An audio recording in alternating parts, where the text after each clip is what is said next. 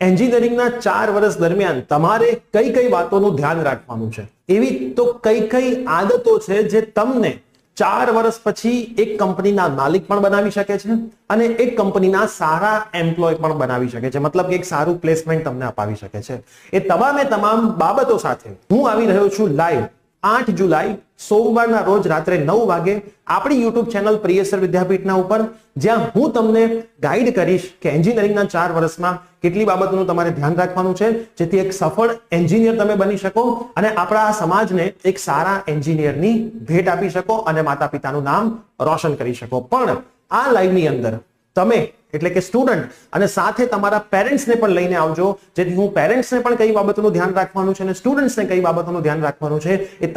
તમામ મુદ્દા લાઈવની અંદર આવરી લેવાનો છું। સાથે સાથે આ રીલને તમારા દરેક એન્જિનિયરિંગના મિત્રોને શેર કરજો, જેથી મેક્સિમમ વિદ્યાર્થીઓ આનો બેનિફિટ